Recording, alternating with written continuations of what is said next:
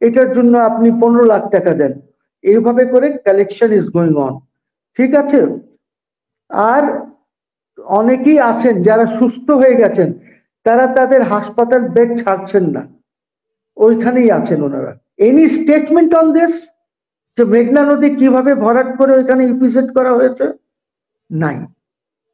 কেন নাই? কেন নাই আমি জানতে চাই।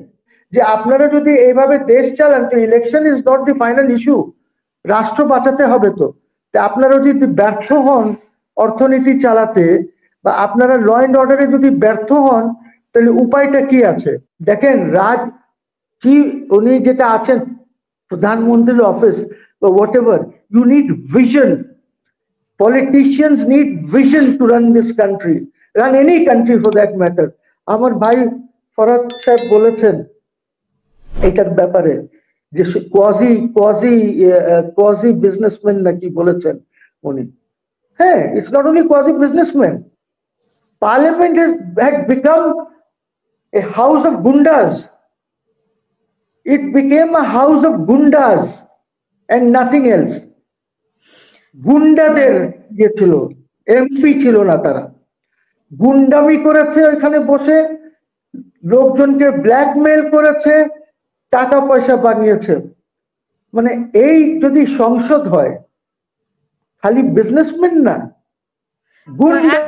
এখনো তো চাঁদাবাজ, মানে সংসদের এখন তো চাঁদাবাজি নিয়ে অনেক খবর, ছাত্রদের নিয়েও আছে, বিএনপি নিয়েও আছে, যদিও বিএনপি নেতারা অন্য কথা বলছে। হ্যাঁ, খবর আছে, আমি নিজেও জানি সমন্বয়করা কি করছেন আমি জানি। তো আমরা সবাই জানি, we are keeping a track of that, যে কে কোথায় করছে।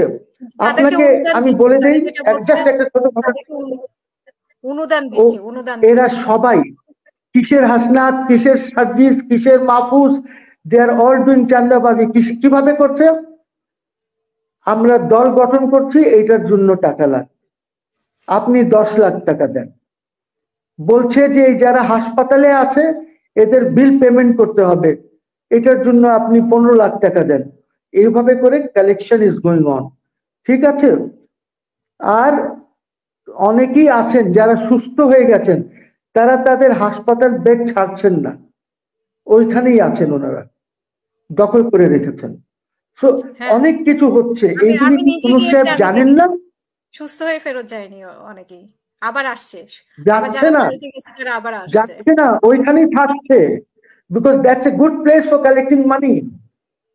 আপনি কাকে দোষ দেবেন? এটা এত, এই রাষ্ট্রের, এই দেশের কপাল কি এতই খারাপ যে যে যায় লঙ্কায় সেই হচ্ছে Ravan, whether it is Yunus or anybody.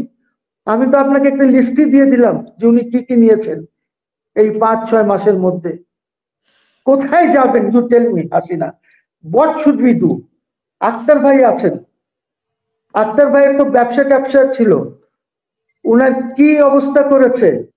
এই যে ব্যাংক ট্যাঙ্ক এইগুলি,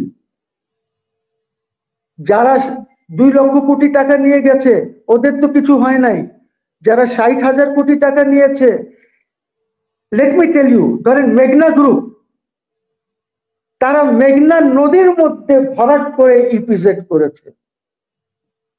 এখন তো যে ভদ্র মহিলা এই নদী টনি নিয়ে কাজ করেন, উনি তো ক্যাবিনেটেই আছেন।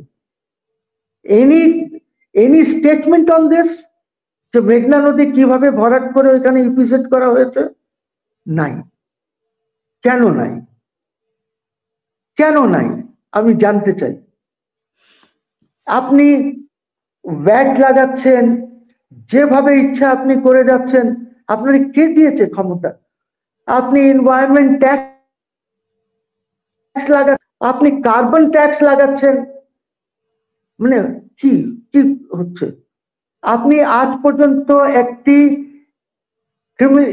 ইকোনমিক ক্রাইমস এর উপরে আইন করেন নাই। আপনি সালমান রহমানকে কি ট্রাই করবেন নাকি মার্ডার? কি, what are you talking? Economic crimes এর কি কোনো আইন করেছেন? ইকোনমিক ক্রাইমস এর কি কোনো ট্রাইব্যুনাল করেছেন? এইগুলি যদি করেন তাহলে এস আলম যেখানেই থাকুক ওকে ধরে নেওয়া আনতে পারবেন। মানে কি করছেন? করছেন না তো, আপনার ইন্টারেস্ট আছে এই জন্যই করছেন না। What is your interest? I want to know কার ইন্টারেস্ট আছে। হয়তো নাম আমিও জানি, কিন্তু হয়তো বললাম না এখন। আক্তার ভাইয়ের মুখে শুনতে চাই এটাই। His right. আপনি আপনি আজকে শাহবাগের অবস্থা দেখেন কি হচ্ছে, যেভাবে মারপিট হচ্ছে ঢাকা শহরে, এগুলি নিয়ে এগুলি কিভাবে বন্ধ করবেন? এগুলি তো বাড়বে, এগুলি তো কমে না কোনোভাবে, এগুলি বাড়বে। এবং আমি হিজ রাইট। আপনি বলেন না যে আমি 28 সনে ইলেকশন দেব এই মাস। দেখেন আমেরিকাতে তো ডেটই ফিক্সড আছে, ওই ডেটের বাইরে তো যায় না, ওই ডেটে ইলেকশন হয়ে যায়। সো আমরাও কেন করতে পারবো না? উনি বলে দেখ this is the road map, এতদিনে এই আমাদের এই যে কি বলে ইলেকট্রাল ইয়েটা ঠিক হবে, এতদিনে আমি ডিলিমিটেশন করব, এতদিনে আমি সেকেন্ড কক্ষ যেটা আছে বা এগুলি যেগুলি একসেপ্ট করব ওইগুলির কিভাবে সেখানে নির্বাচন হবে, এইগুলি ঠিক করে বলেন। ইউ টেক ইউর টাইম, কিন্তু বলে দেন না, রোড ম্যাপটা দিয়ে দেন। Number one. নাম্বার টু, যেটা হচ্ছে এখানে আরো যে সমস্যা হচ্ছে, যে আপনারা যদি এইভাবে দেশ চালান, তো election is not the final issue. রাষ্ট্র বাঁচাতে হবে তো।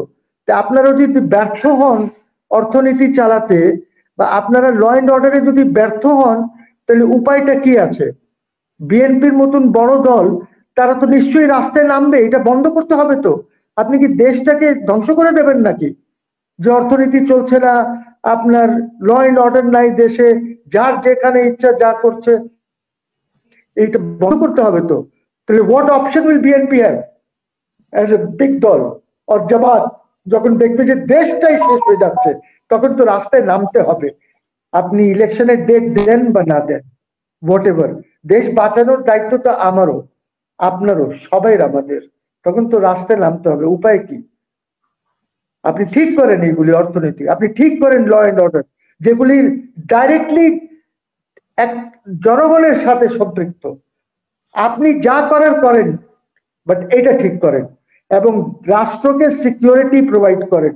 আপনার security system is very weak এই মুহূর্তে। আমার ভয়ও হচ্ছে যে দেশে, because Awami League is not a small দল, অ্যাটলিস্ট 20% to 25% লোক ওদের সমর্থন করে, ব্লাইন্ড সমর্থন করে ওদেরকে। আপনি হাসিনা ইন ইন্ডিয়া শয়তানি করতে চাইলে এই দেশে ইনসার্জেন্সি হতে পারে। আমাদের সিকিউরিটি সিস্টেমটা দুর্বল আছে এই মুহূর্তে। It will not be able to sustain. এটা সাস্টেন করার জন্য আপনাকে কিছু ইনোভেটিভ স্ট্র্যাটেজিক ডিসিশনস নিতে হবে।